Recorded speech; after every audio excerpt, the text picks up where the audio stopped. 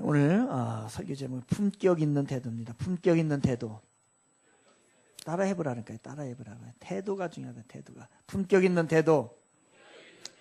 우리 청주가 품격 있는 태도를 가지고 좀 신앙생활 하면 좋겠고요.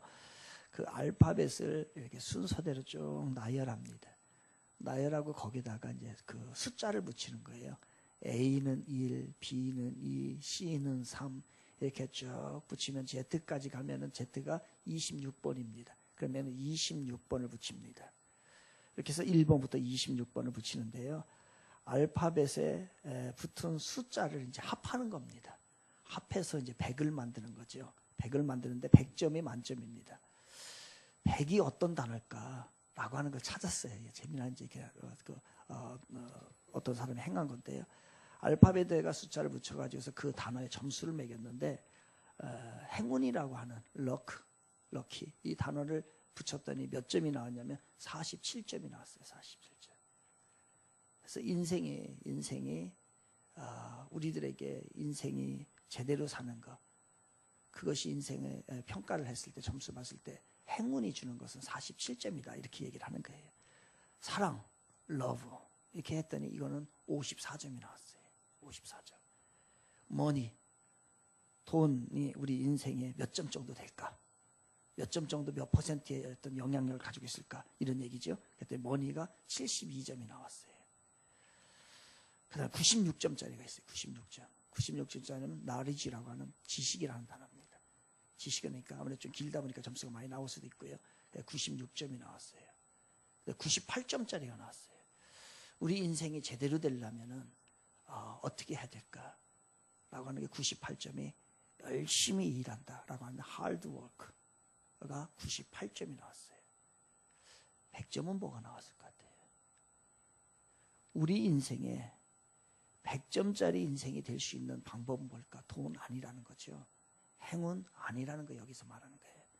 지식이 우리의 인생의 100점, 우리를 완벽하게 해주지 않는다는 거예요. 이 통계에 의해서 이거 조사한 거는 무슨 얘기입니까? 100점짜리 인생이 되기 위해서는 100점짜리를 찾았는데 그 단어는 attitude라는 단어입니다. attitude죠. 태도라는 단어예요. attitude. 이 단어를 다 합산했더니 정확하게 100점이 나왔어요. 그러니까 우리의 인생이 잘 되기 위해서는 무엇이 필요하다는 거예요? 돈, 열심히 일하는 거, 이건 좀 부족하다는 거예요. 사람의 태도가 중요하다라고 해서 이 이야기에서 하는 거예요. attitude. 태도가 중요합니다. 좋은 태도를 갖잖아요. 그러면 그 사람이 100점짜리 인생이 될 수 있어요. 그럼 다른 얘기를 할게요. 우리가 무엇인가가 지금 잘못되어 있잖아요. 그거는 근본적으로 따져보면 attitude, 태도가 잘못되어 있다는 거예요. 그래서 그 결과물이 나왔다는 것을 이야기를 하는 겁니다. 몇 년 전에 한 소녀가 갑자기 부모님이 동시에 돌아가십니다. 엄마 아빠가요. 그래서 이 소녀 남게 됐는데 이 소녀에게는 할머니가, 병들고 늙은 할머니가 살아있었어요. 그래서 이 소녀가 하루아침에 소녀 가장이 된 겁니다. 할머니를 돌봐야 되고 자기가 먹고 살아야 되는, 그리고 공부를 해야 되는 그 상황에 있었어요. 이 소녀는 어떤 태도를 취했을까요? 이 소녀는 그때에 집을 뛰쳐나갔습니다. 가출을 했어요. 그 결과, 그 가출을 취한 태도의 결과는 어떻게 됐을까요? 이 소녀 5년 동안에 세상 가운데 살다가 방탕하고 방황하고 5년을 살면서 몸도 버리고 마음도 다 버리게 되었던 겁니다. 그런데 또 한 소녀도 마찬가지 상황에 부닥치게 됩니다. 이 소녀도 동일하게 공교롭게 엄마 아빠가 동시에 돌아가시게 됩니다. 그런데 이 소녀에게는 동생도 있었어요. 그리고 늙은 병든 할머니를 또 모셔야 되는 상황이었습니다. 이 소녀는 어떠한 태도를 취했을까요? 집을 나가고 싶었지만 집을 나가지 않았습니다. 이 소녀는 자기 동생을 잘 돌봤어요. 그리고 낮에는 학교에 다니고 저녁에 와서 공부를 하고 또 어떤 날은 저녁에 나가서 일을 해서 돈을 벌어 그 동생과 할머니를 먹이고 그리고 자기가 공부를 하고 했던 겁니다. 이 소녀 가장은 나중에 건국대학교에 합격을 합니다. 그리고 이 소식이 널리 알려지게 됐어요. 그래서 어떤 회사를 운영하는 사장님이 이 소녀에게 4년 대학금, 전액 장학금을 다 주겠다라고서 이야기를 했습니다. 그리고 그 사장님이 이 소녀에게 당신이 대학을 졸업을 하고 난 다음에 우리 회사로 오시면 우리 회사에서 당신을 받아들일 것이고 그리고 일할 수 있도록 하겠습니다 라고 하며 이 소녀를 스카우트하기로 작정을 했습니다. 고등학교에 졸업을 하기도 전에 대학 전액이 다 해결됐고 그리고 그 이후에 취직까지도 해결됐다는 거예요. 두 소녀는 똑같은 어려움을 겪었습니다. 아주 똑같이요.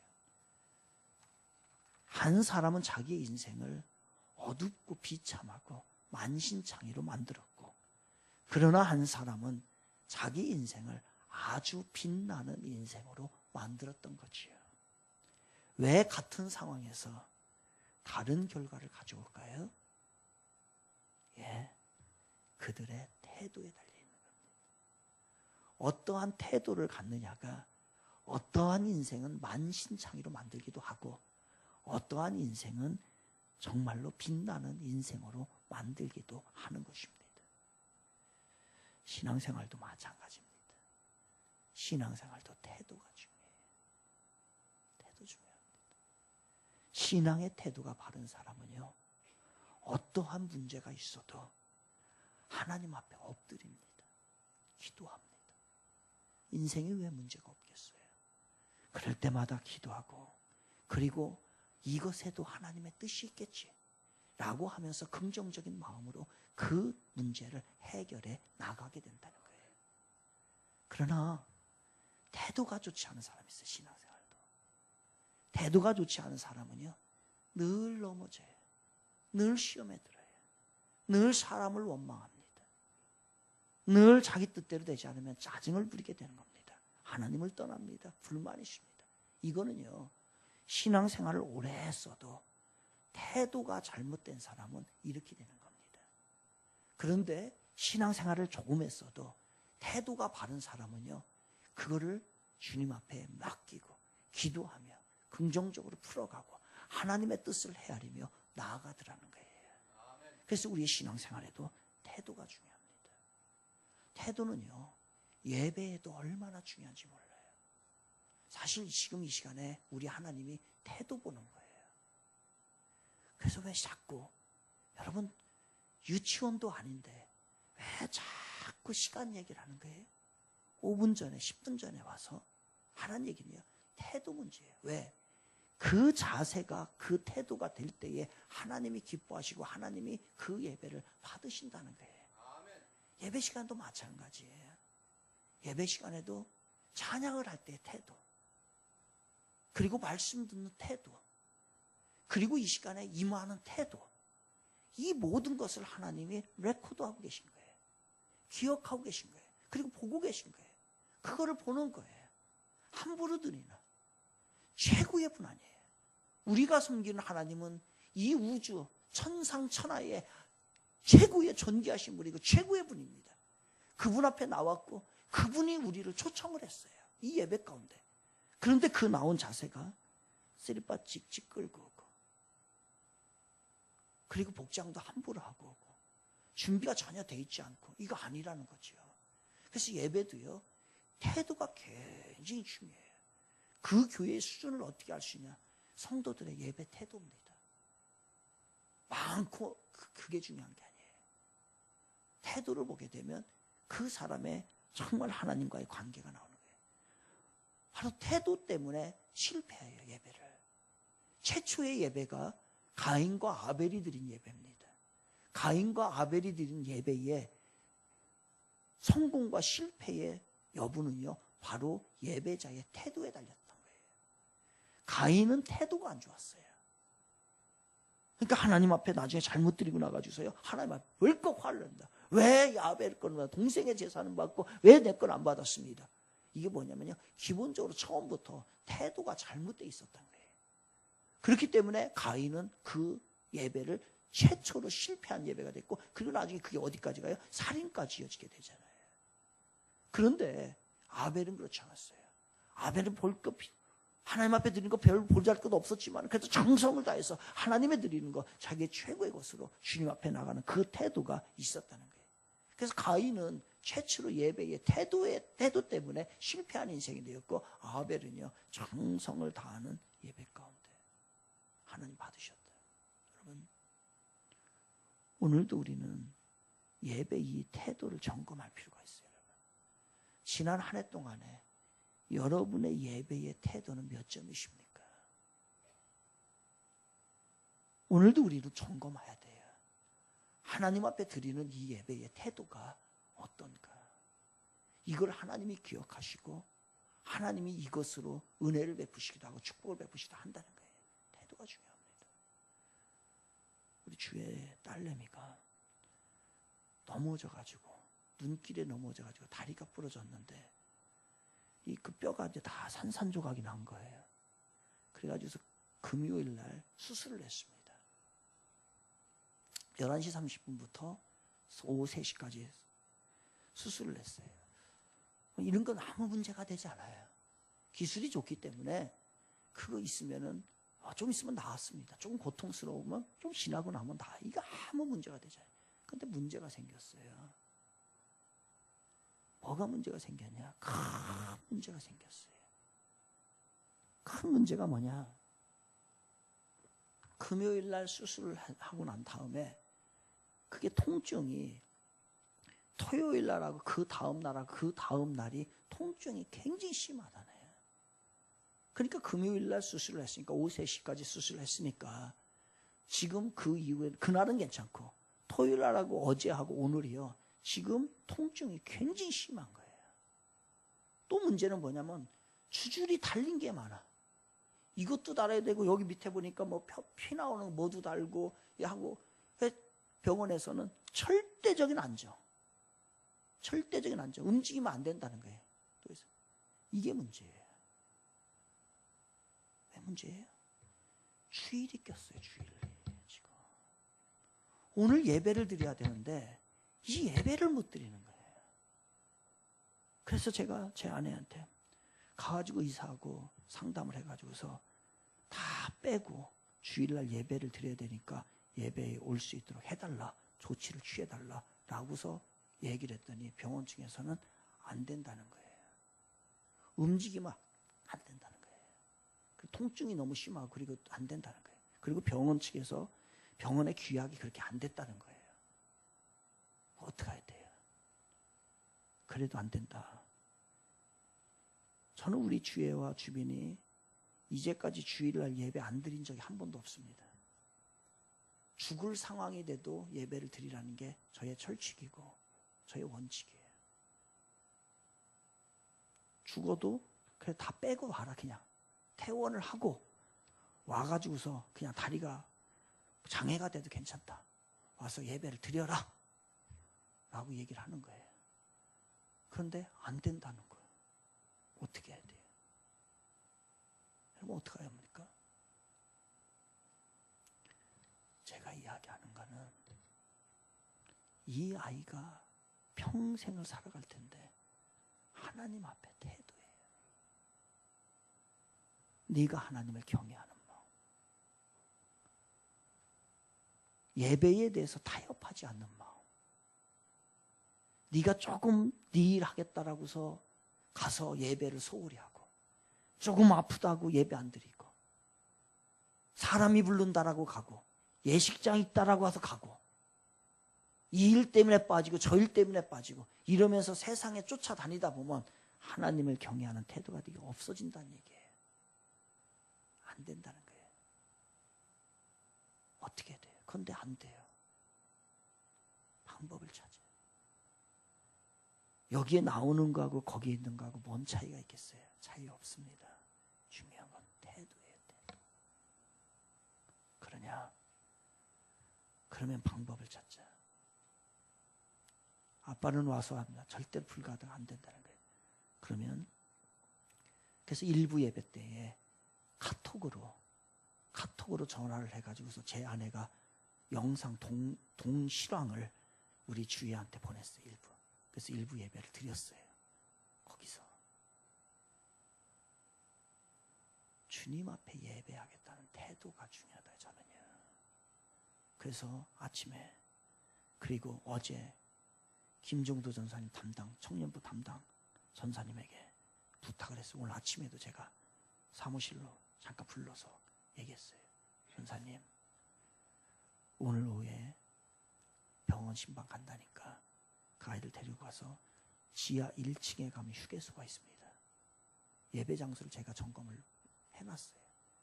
거기 가면 예배 드리는 공간이 있으니까 그냥 대충 기도 한번 해고 그렇게 하지 말고 예배를 정식으로, 주일 예배 정식으로 드려주세요. 우리 주회를 위해서 해주세요. 라고서 제가 부탁을 했어요. 그래서 또 아침에 이제 제 아내가 거기서 하룻밤 자고 왔어요. 새벽에 6시인가에 왔어요. 와가지고 오자마자 제가 물었어요. 주에 헌금 준비했냐? 그랬더니 이미 입원하기 전에 봉투에다가 헌금을 써놓고 해서 준비해서 오늘 재단에다가 올리고 갔다는 거예요. 제가 고집하는 건 뭐예요? 하나님을 향한 태도예요. 태도. 이 태도가 무너지는데 하나님을 경외하는 태도가 없는데 나머지 다 무너지지. 우리 교사들이 뭐 가르치는 거예요? 우리 교사들은 태도 가르치는 거예요. 품격 있는 태도. 선생님들이 먼저 태도가 좋아야 돼. 이 태도가 좋지 않으면 자녀들에게 그대로 영향가요. 오늘 학부형들은 교사를 보면서 다 봅니다. 맡겨도 될까? 안 될까? 저 선생님들은 어떤 삶을 살고 있을까? 이게 궁금한 거예요. 그 태도입니다. 우리가 예배드리는 태도, 주님을 향한 태도. 이것이 될 때에 우리 주님이 우리를 인정을 하는 거예요. 마태복음에 보면은 옥토밭도 있고 자갈밭도 있고 가시밭도 있고 길가에도 있고 있다는 거예요. 그런데 자갈밭, 가시밭, 길가 여기에 떨어진 씨는요 열매를 맺지 못한다는 거예요. 근데 옥토에 떨어진 거는 많은 열매를 맺느니라. 30배, 60배, 100배 열매를 맺느니라라고 합니다. 그건 뭐예요? 같은 씨를 뿌렸어도 그 마음의 자세, 태도가 어떠느냐에 따라서 열매를 맺을 수 있고 열매를 맺지 않을 수 있다는 겁니다. 우리의 태도에 삶에 있어서도 전적인 태도입니다. 그래서 하나님은 이 태도를 보시는 거예요. 예레미야 32장 19절에 보면 이렇게 말씀하셔요. 주는 책량에 크시며 하시는 일에 능하시며 인류의 모든 길을 주목하시며 인류의 모든 일을 주목하고 있어요. 지금 우리 하나님도 지금 예배 주목하고 있습니다. 그리고 하나 봤을 거라고 생각해요. 저는 이 목사의 가정에서 자녀가 이렇게 됐는데 이거를 어떻게 처리할까? 저는 하나님이 보셨을 거라고 생각을 해요. 그 태도를 보셨을 거라고 생각을 해요.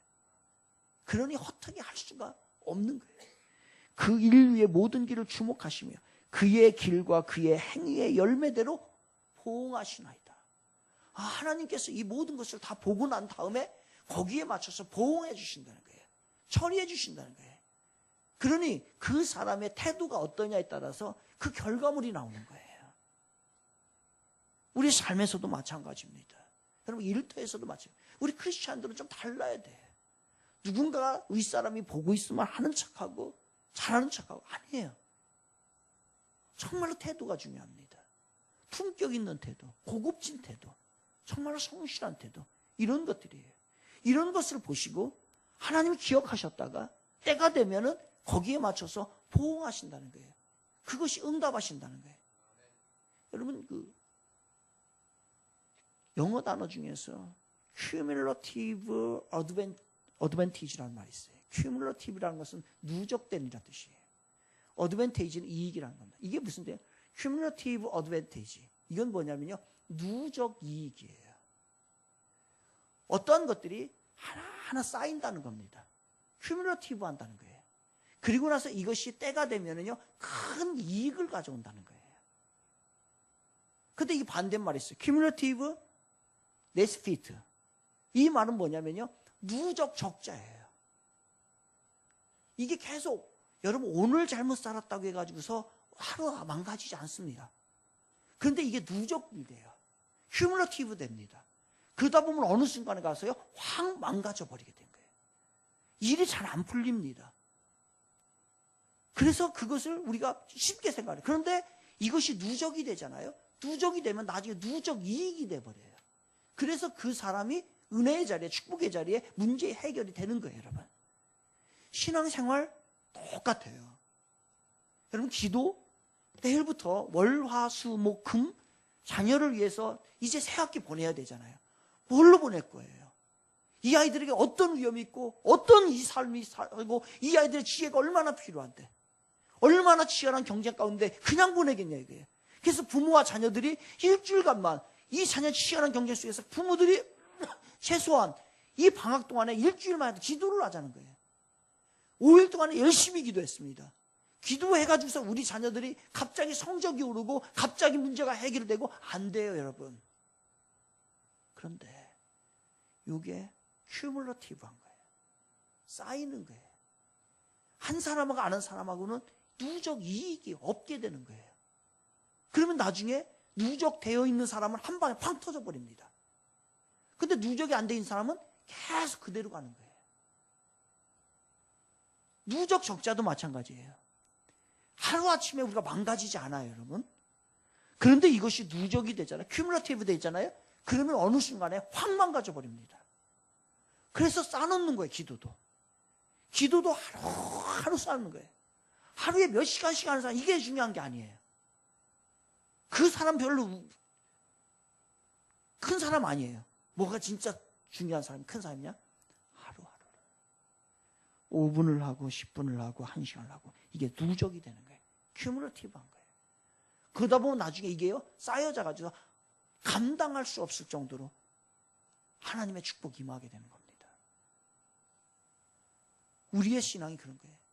그러니까 어떠한 태도를 가지고 하느냐에 따라서 하나님이 그 결과물을 우리 애들에게 허락해 준다는 거예요. 굉장히 태도가 중요합니다. 성경에서는 이런 얘기 수없이 많이 하고 있어요. 사무엘상 24장에 보게 되면요, 다윗이 사울 왕으로부터 쫓겨다니기 시작합니다. 그때에 일국의 왕이, 사울 왕이에요. 초대 왕이 이스라엘에. 일국의 왕이요, 자기 마음에 안 든다라고 해가지고서 다윗을요, 군사 3,000명을 데리고 다니면서 쫓아다녀요. 그러니까 다윗은 쫓겨다니는 신세지요. 이게 일국의 왕이 다른 나라 전쟁도 아니에요. 전쟁도 아니고 자기 마음에 안 드는 사람을 하나 죽이기 위해서 그 3,000명의 군사를 데리고서 낱낱으로 쫓아다니는 거예요. 그럼 다윗은 도망다니다가 어떡합니까? 엔게디라고 하는 광야, 그 굴 속으로 숨게 돼요. 여러분, 그런데 굴 속에, 굴에 항상 어둠 가운데 있는 사람은 다 보이잖아요. 밖도 보이고 안도 보이고. 그런데 밖에 있는 사람이 안에 확 들어가게 되면요, 굴 속에 들어가면 아무것도 안 보이거든요. 마침 사울 왕이 용변이 많이 온 거예요. 어떻게 해요? 사람들이 있는 데서 그냥 허 벌판에 살 수 없고 최면에 그래가지고 굴을 찾아가지고 들어간 게, 아니 마침 다윗이 숨어있는 그 굴에 들어갔네. 그러니까 다윗은 다 보이는 거, 들어올 때부터 끝까지. 그런데 이 사람은 갑자기 어둠 가운데 들어갔기 때문에 아무것도 안 보이는 겁니다. 그런데 이 사람이 머무르고서 계속 오는 거예요. 아무래도 가장 안전한 곳을 찾았겠죠. 그런데 바로 다윗이 앞에 코앞에까지 온 거예요. 그때에 몇 명 되지 않는 부하들이 다윗에게 있었어요. 따라다닌 사람이. 다윗의 부하들에게, 장군님, 저를 해치 않습니다. 저 사람 죽이면 우리가 왕 되고 당신이 왕 되고 우리가 이 나라를 이끌어갈 수 있습니다. 죽입시다. 칼을 딱 빼려고 합니다. 그때에 다윗이 스탑. 아니에요. 태도가 달랐어요. 태도가. 나는 여호와께서 기름 부은 자를 칠 수 없는 일을. 이 사람은 하나님이 세운 사람. 하나님이 세운 사람을 내 감정대로 확 배구할 수 있는 일이 아니라는 거예요. 태도가 다릅니다. 그래서 다윗은 멈춥니다. 이게 하나님 보시기에 너무 좋았던 거예요. 이 태도가, 다윗이 행한 이 태도가 너무 고마웠던 거예요. 아무튼 간에 내가 세워놨는데 너희들이 함부로 하지 않는구나. 다윗 죽이고서 네가 부귀영화를 누릴 수 있는데 그렇게 하지 않고 네가 참아줬구나. 너무 감사해서요. 나중에 사울은 폐위가 됩니다. 하나님이 후회하시죠. 이렇게 나와요. 내가 사울을 왕으로 세운 것을 후회하노라.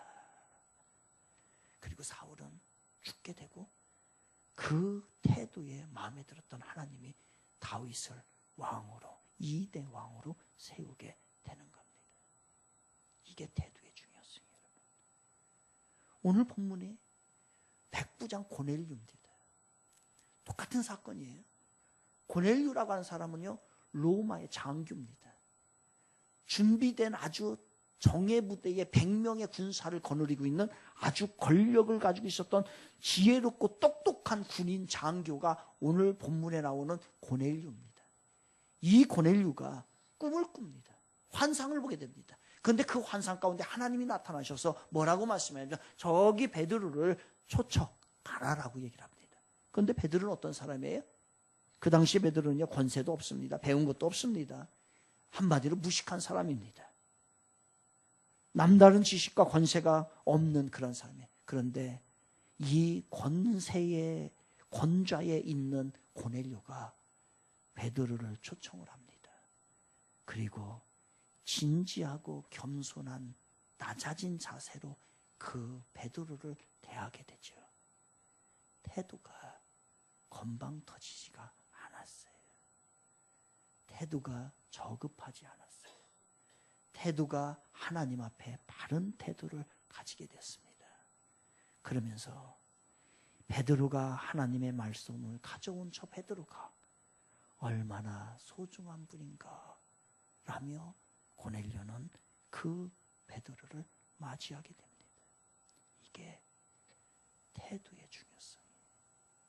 그래서 하나님은 고넬료를 축복하시고 그 가정에 주의 복을 내려주시고 하나님이 기뻐하는 일을 하기 위해서 쓰임을 받게 됩니다. 그래서 사도행전 10장에 등장을 하는 거예요.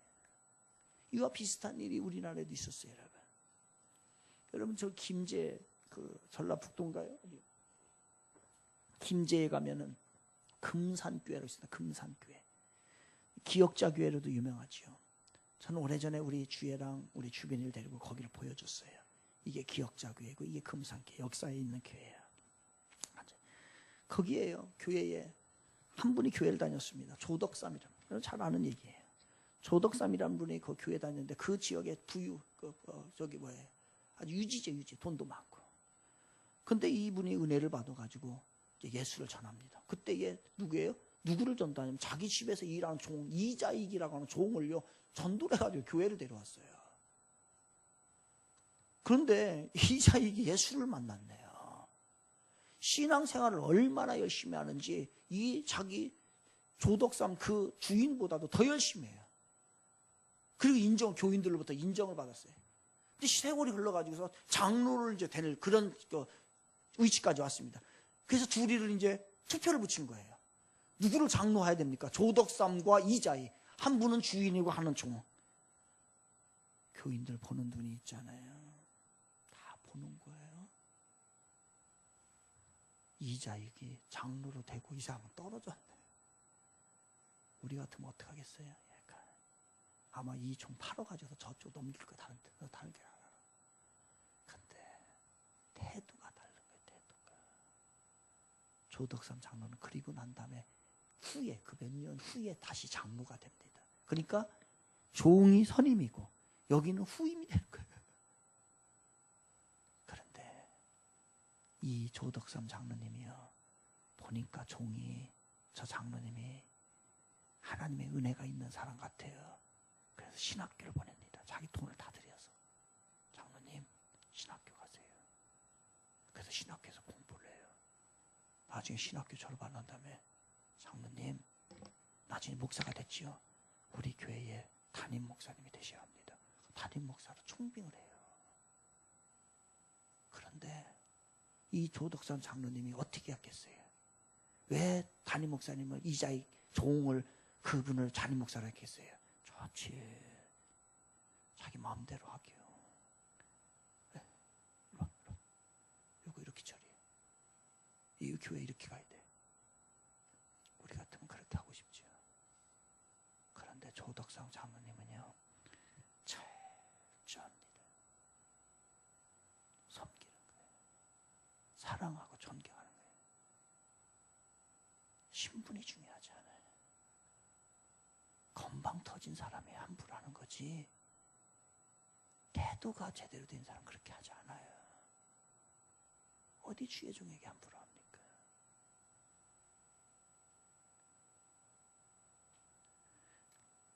그 이 이야기가 전 지금도 전해지고 있고요. 무슨 얘기예요? 누구 이야기 하려고 하는 거예요? 목회를 잘한 이자임 목사님 이야기 하려고 하는 거예요? 아니면은 목회를 잘하도록 도운 조덕삼 장로님 이야기 하려고 하는 거예요? 조덕삼 장로님 이야기 하려고 하는 거예요. 이 이야기는 바로 이자임 목사님 이야기가 아닌 거예요. 종이 장로 됐대, 종이 목사 됐대, 이 얘기가 아니에요. 조덕삼 장로님의 태도가 참 품격이 있대, 이 이야기를 하는 겁니다. 바로 무엇이 이렇게 훌륭한 사람을 만들었을까요? 태도입니다. 품격 있는 태도예요. 하나만 더 얘기할게요. 김영삼 정부 시절에 한국의 16대 미국 대사로 근무했던 분이 있는데, 그분이 제임스 레인이라고 하는 사람입니다. 이분이 원래 우리나라 대사로 왔는데 원래 목사님이었어요. 목사이면서 에모리 대학에 강의를 다녔습니다. 그래서 강의를 하고 오고 가는 길, 이제 가깝게 있어서 출퇴근을 뭘로 했냐면 걸어 다녔어요. 그러니까 이 레이니 교수님 목사님이 걸어 다니는데 그 집 옆에 한 노인이 살고 있었습니다. 노인이 살고 있는데 그 노인이 항상 나와 있는 거예요. 자기가 출근하고 퇴근할 때. 그래서 항상 하는 일은 뭐냐면 굿모닝, 볼 때마다 먼저 인사합니다. 굿 이브닝, 늘 인사하는 거예요. 그런데 어느 노인이나는 잔디를 깎고 있네요. 그러면은 이 교수님이, 이 목사님이 가가지고서 잔디도 깎아줍니다. 너무 고맙죠. 그럼 어느 날 커피를 마시자는 거예요. 아, 자기 시간이 없는데. 그럼에도 불구하고 노인이 외롭겠구나 라고 하면서 가서 커피도 한 잔 마셔주고. 그거를요, 날마다 그렇게 하는 겁니다. 몇 년이 지나면 2년이 지났어요. 2년이. 근데 2년이 지나고 난다, 2년을 그렇게 하고 났는데 오늘 노인이 안 보이는 거예요. 나중에 알고 보니까 돌아가셨어요. 그래서 이 노인이 있는 장례식장, 치르고 있는 장례식장에 수소문해서 장례식장을 찾아가게 됩니다. 그때에 그 노인이, 가족 중에 한 분이 노인이 가지고 있었던 편지를 레인이 목사님에게 줍니다. 거기 편지에 이렇게 쓰여 있었어요. 제임스, 지난 2년 동안 내게 말벗이 되어주고 잔디도 깎아주고 좋은 친구가 되어서 고마웠어요. 나의 재산 25억 달러와 코카콜라의 주식 5%를 자네에게 주겠어요. 이렇게 써 있어요, 편지에. 25억 달러면 얼마입니까?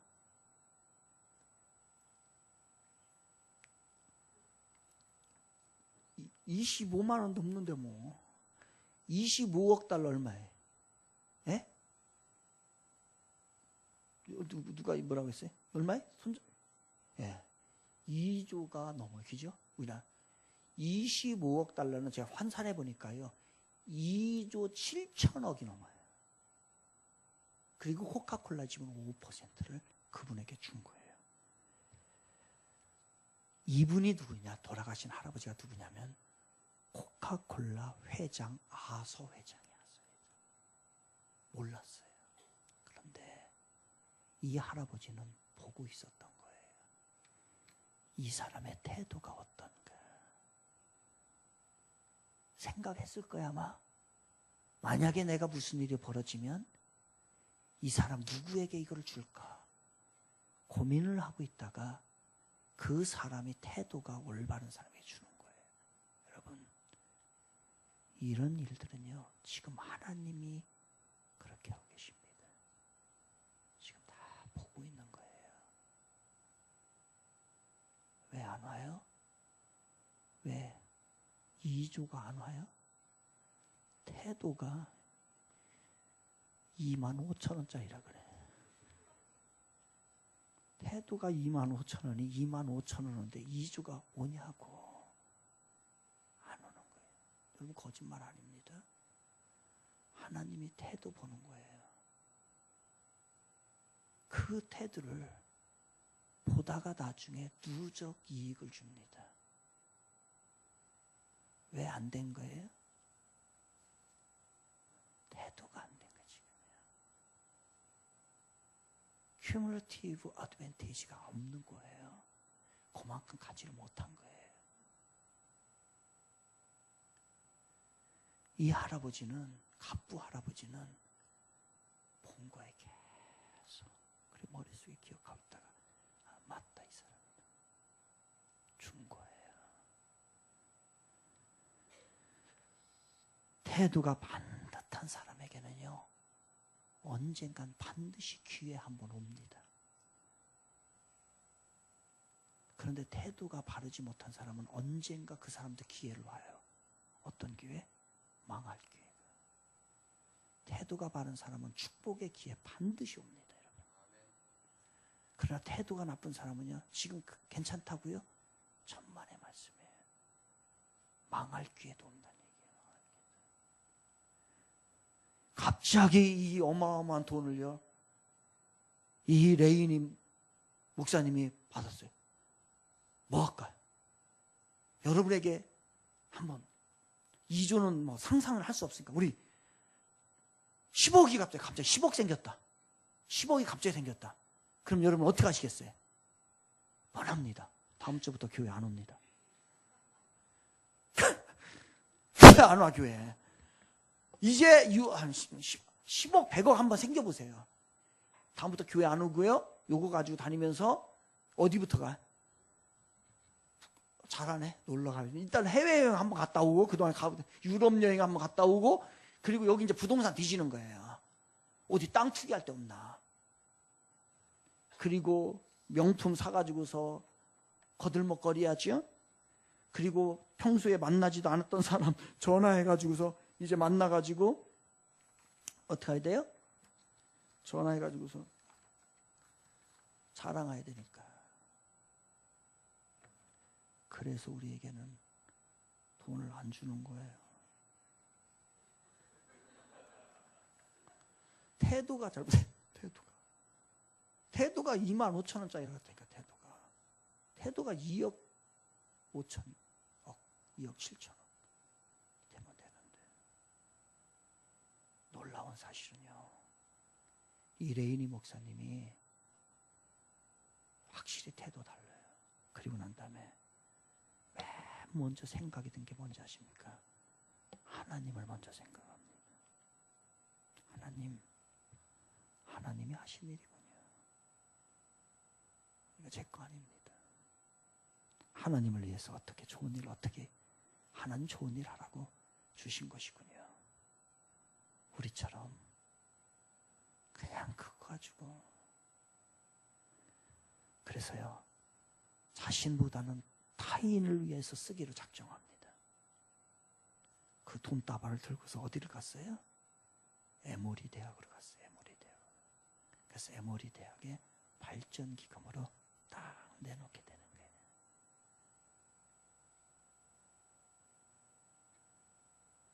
품격 있는 태도, 여러분. 저급하고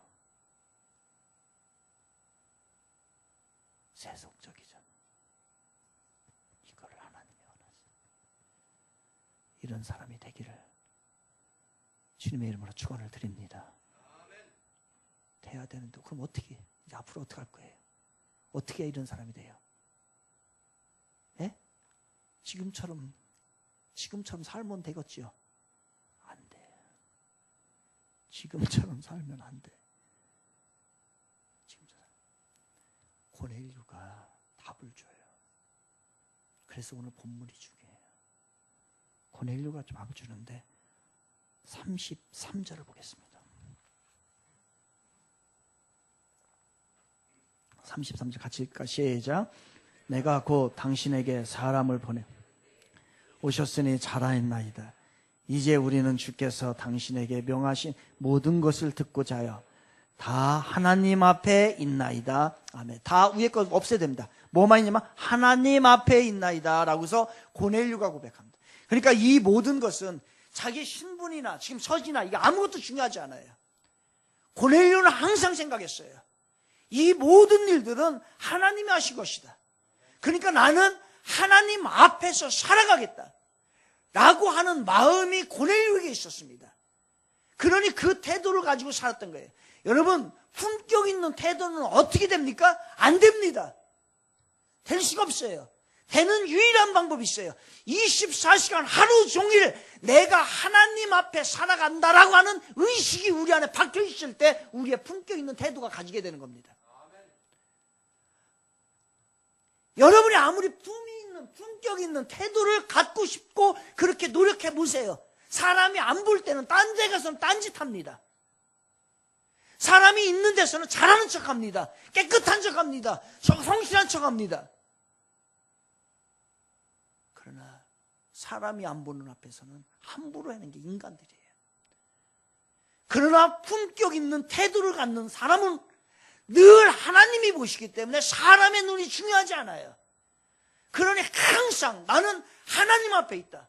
화장실에서도 하나님이 나를 보고 계시고, 사람들이 없는 곳에도 하나님 계시고, 잠잘 때도 하나님이 보시고, 일할 때도 하나님이 보시고, 먹을 때도 하나님이 보시고, 돈 버는 것도 하나님 보시고, 항상 나는 하나님 앞에 서 있는 자다라고 하는 고넬료 그 의식을 가지고 있었기 때문에 고넬료는 품격 있는 태도를 가질 수 있었던 거예요. 우리는요,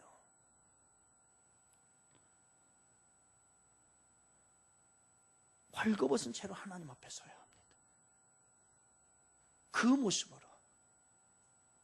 낮이든 밤이든 아니든 밖이든 굳은 날이든 빛이 있는 날이든 늘 하나님 앞에 서 있는 모습으로 우리가 살아가는 그 의식이 있을 때에 우리는요, 품격 있는 태도를 가지게 되는 거예요.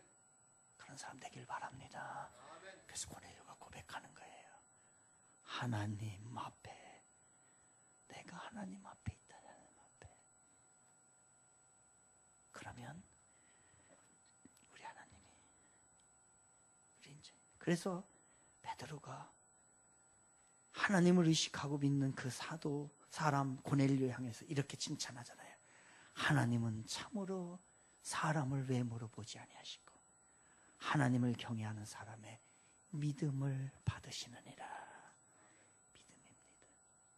하나님을 믿는 믿음이 우리를 품격 있는 사람으로 만들 거예요. 그렇게 만들어지시기를 주님의 이름으로 부탁을 드리겠습니다.